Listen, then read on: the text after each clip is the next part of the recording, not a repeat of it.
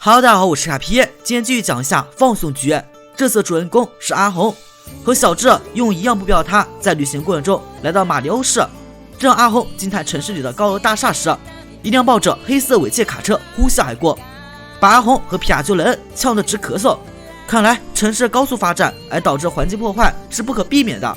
初来乍到，阿红便向一位正在修缮雪阿比祠堂的老人询问马里欧市的保姆中心位置。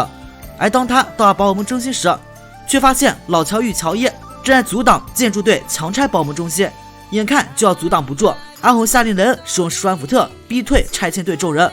拆迁队觉得阿红多管闲事，于是就想用保姆赶走阿红。就这样，阿红来了一场保姆战斗教学，3两下就打败拆迁队。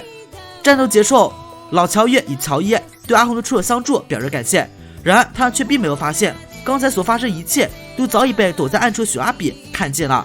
接下来在保姆中心休息时，乔伊解释因为第二天是奶奶生日，而且也是保姆中心建成的周年纪念日，所以希望拆房的事情可以再拖一天。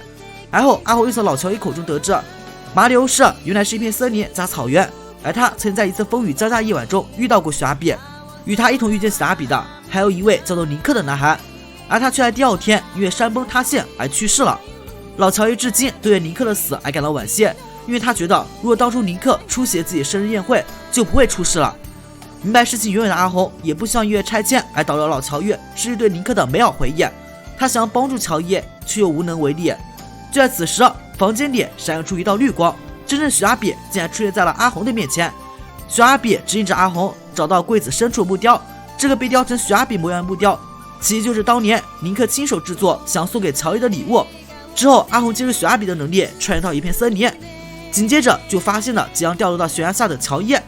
在阿红救了他之后，遇到正在建造祠堂的尼克，这与他之前在马里欧市建造祠堂很像。然后3人一起来到过去的保姆中心，为了表达感谢，乔伊邀请阿红参加第二天的生日宴会。这时阿红才明白，原来自己穿越到了过去的马里欧市。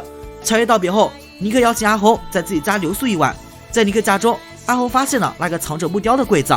当晚风雨交加，阿红看见尼克正在雕刻一个雪阿比的木雕，得知这是送给乔伊的礼物后，阿红鼓励尼克第二天一定要参加乔伊的生日宴会，并勇敢的表白。而尼克心中似乎有着自己的顾虑。突然有村民告知乔伊失踪了，尼克猜到可能是因为下雨，乔伊为了检查祠堂而进入到了森林，于是阿红便和尼克一同来到祠堂。在这里，他们发现了晕倒的乔伊，为了躲雨，他们躲到树洞内，但祠堂被电击打到而发生了火灾。尼克看到祠堂着火，不顾自身安危，冲出树洞想灭火。与此同时，天空一道闪电劈下，正是朝着尼克的方向。危急关头，雪阿比出现救了他。望着雪阿比离开了背影，小乔伊决定一定要赶快长大，实现自己的价值。转眼到乔伊的生日当天，乔伊发现尼克还没有来到自己的生日宴会。阿红为了避免尼克的去世再次重演，骑上小火马追赶尼克，好在及时赶上尼克父子。而尼克这边之所以没去参加宴会，竟然是因为没有自信。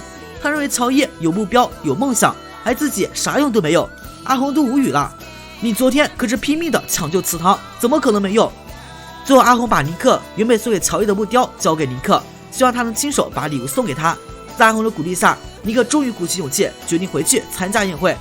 尼克离开之后，后方果然发生了山崩塌陷，阿红救下尼克，最终尼克把礼物送给乔伊。生日宴会上，阿红被雪阿比带回了现在马里欧市。这时他错以为建筑队在强拆保姆中心，这样阻止时，市长却突然出现了。再仔细一看，这位市长不就是老年尼克吗？尼克向他解释，保姆中心是城市的象征，而建筑队是在翻新保姆中心。原来雪阿比是为了保护尼克和保姆中心，才带着阿红穿越到了过去。故事完美结局，我是卡皮，咱们下期见。